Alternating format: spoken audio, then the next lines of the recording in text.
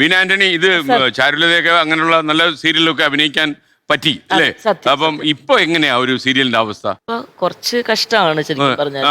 എന്ന് വെച്ചാലേ ഇപ്പം ഇന്നും കൂടെ ഒരു കേബിളിലെ എന്റെ ഒരു സുഹൃത്ത് പറയായിരുന്നു, ഇതൊക്കെ കാണാനുള്ള ആൾക്കാരുടെ എണ്ണം അദ്ദേഹം കേബിളിലെ കുറയുന്നു എന്ന് അദ്ദേഹം പറഞ്ഞു. അല്ല, കുറയുന്നതിന്റെ മാത്രമല്ല സാർ, ഇപ്പോഴത്തെ കാലഘട്ടത്തിലെ പണ്ടത്തെ നമ്മള് ചെയ്യുന്ന ഒരു രീതിയൊക്കെ ഒരുപാട് മാറിപ്പോയല്ലോ. അപ്പൊ അതുകൊണ്ട് നമുക്കൊരു എന്താ പറയാ, അതുപോലെ നമുക്ക് നിന്ന് എന്താ ഒരുപാട് കഥാപാത്രത്തിലൊക്കെ അങ്ങനെ അതില് അങ്ങനെ 4-5 ക്യാരക്ടേഴ്സ് കാണൂ.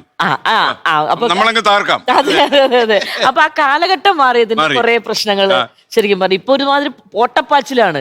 ഒരു ദിവസം ഇത്ര എപ്പിസോഡ്, സാറിന് അറിയാലോ, അപ്പൊ ഇത്ര തീർക്കണം. അപ്പൊ അങ്ങനെ പിന്നെ പ്രൊഡ്യൂസറിന്റെ പ്രശ്നം, മറ്റേത് മറിച്ച്, അങ്ങനെ കുറെ പ്രോബ്ലത്തിന്റെ ഇടയിൽ അങ്ങനെ ഒരു യാന്ത്രികമായിട്ടാണ് ഇപ്പൊ ആക്ച്വലി പോയിക്കൊണ്ടിരിക്കുന്നത് പടപടപടയെന്ന്. അല്ലെ, ഞാൻ ശ്രദ്ധിച്ചിട്ടുണ്ട് വീണ, നമ്മുടെയൊക്കെ ചെറുപ്പകാലത്ത് ഈ ടെലിവിഷൻ പരമ്പര എന്ന് പറഞ്ഞു കഴിഞ്ഞാൽ സ്കൂളിൽ പോകുന്നൊരു മാഷിന്റെ അതേ അവസ്ഥയായിരുന്നു.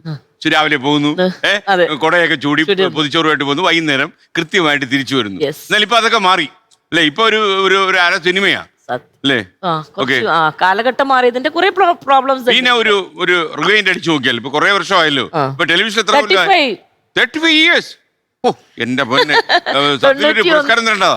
കാരണം 35 കൊല്ലം ഈ പ്രേക്ഷകര് നെഞ്ചേറ്റിയോ അല്ലേ കരടേറ്റിയോ എന്നൊക്കെ പറഞ്ഞല്ലേ, എന്തായാലും അത് മനസ്സിലായി.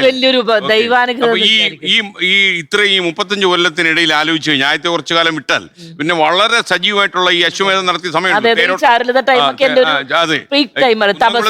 ഒരു ആയുർവേദജ്ഞയെ പ്രകോപിപ്പിച്ച പരമ്പരയാ. അല്ല, എന്നെ സംബന്ധിച്ചിടത്തോളം ആ ചേച്ചി പറഞ്ഞില്ലേ, എനിക്ക് ഭയങ്കര ചേച്ചി അത് കണ്ട് എന്നെ വന്ന് വിളിച്ചു. അത് ഞാൻ എല്ലാവരോടും ഭയങ്കര അഭിമാനത്തോടെ പറയുമായിരുന്നു. സുനിത നമ്പൂതിരി എന്നെ വിളിച്ചു, എന്റെ കല്യാണത്തിന് ചേച്ചിയും സാറും കുഞ്ഞൊക്കെ ആയിട്ട് വന്ന് പങ്കെടുത്ത് എനിക്ക് നല്ലൊരു ഗിഫ്റ്റ്, കമ്മലാണ് തോന്നുന്നത്, ഗോൾഡ് കമ്മൽ.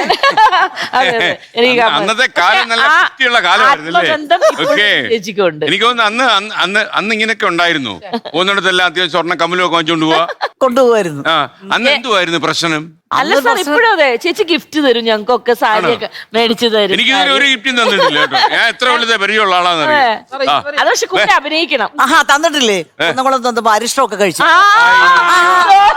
അത് വലിയൊരു ഗിഫ്റ്റ് അല്ലേ? അത് ഞാൻ ഉണ്ടാക്കിയത്. അതെ, അരിഷ്ടം കഴിച്ചിട്ട് എന്താ പറ്റിയെന്നറിയോ? സ്ഥലത്ത് ഞാൻ 4 ദിവസം പുറത്തിറങ്ങിയിട്ടില്ല.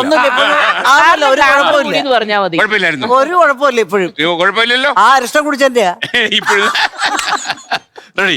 പിന്നെ ഞാൻ ഇത്രയും വർഷത്തിനകത്ത് അഭിനയിച്ചിട്ടുള്ള എല്ലാ സീരിയലും നോക്കുമ്പോൾ ഒരു സഹന നായികയാണോ കൂടുതൽ അവതരിപ്പിച്ചിട്ടുള്ളത്? അതായത് എല്ലാം സഹിക്കുന്ന ക്ഷമയുള്ള. അല്ലല്ല, ചാരുലത തുടങ്ങി എന്റെ അതങ്ങോട്ട് മാറി. ഒരു കാലഘട്ടം വരെ ഭയങ്കര കണ്ണീർ നായിക. അത് കഴിഞ്ഞിട്ട് ഞാൻ വില്ലത്തിയായി. വില്ലത്തി എങ്ങനെ ഉണ്ടായിരുന്നു? സൂപ്പർ. അമ്മായിമ്മയാവാൻ പറ്റിയോ? പിന്നെ ഇപ്പൊക്കെല്ലാം അമ്മായിമ്മ. നമ്മുടെ ടെലിവിഷനിലും വേൾഡ് ടെലിവിഷനിൽ തന്നെ ഈ അമ്മായിമ്മ മരുമോൾ പോരാണ് ഏറ്റവും വലിയ പ്രമേയം എന്ന് പറയുന്നത്. ഇപ്പൊ മടുത്തു. ഒരു ഇന്ത്യയിലെ ഒരു ഹിന്ദി ചാനലില് 17 കൊല്ലമാണ് അമ്മായിമ്മ മരുമോൾ പോര് പോയത്. 17 കൊല്ലമായിട്ട് ആളും എടുത്തില്ല. ഇവിടെ അത്രയൊന്നും റെക്കോർഡാൻ പറ്റില്ല. 17 കൊല്ലം പോയി. പക്ഷെ അമ്മായിമ്മ ആയിട്ട് അവതരിപ്പിക്കാൻ പറ്റില്ലല്ലേ? കുറെ ചെയ്തു. പിന്നെ ചെയ്തോണ്ടിരിക്കണെല്ലാം അമ്മായിമ്മയൊക്കെ തന്നെ. എന്തിനും പോകുന്നൊരു വരവ് അല്ല. ഇത്രയും കാലം നമുക്ക് സുഭിക്ഷമായൊരു ജീവിതം ഉണ്ടായി. നമുക്ക് പരമ്പര തള്ളി പറയാൻ പറ്റില്ല. എന്നാലും ഞാൻ ഒരിക്കലും പരമ്പര തള്ളി പറഞ്ഞിട്ടില്ല സാർ, അങ്ങനെ പറയരുത്. എനിക്കിപ്പോ ഞാൻ ഈ നിൽക്കുന്ന നിലനിൽപ്പിന്റെ എന്റെ ഈ എല്ലാം, എന്റെ കുടുംബം, എനിക്കുള്ള എല്ലാം പരമ്പര തന്നെ തന്നതാണ്. ഈ ഇട്ടിരിക്കുന്ന കമ്മലി പോലും അത്രേ ഉള്ളൂ. ലോകത്തെവിടെയായാലും ഏത് സമയത്തും 24 വാർത്തകളും ഓഗ്മെന്റഡ് റിയാലിറ്റി പാക്കേജുകളും എക്സ്പ്ലെയിനറുകളും വിശദമായി കാണാൻ ഞങ്ങളുടെ യൂട്യൂബ് ചാനൽ നിങ്ങൾക്ക് സബ്സ്ക്രൈബ് ചെയ്യാം.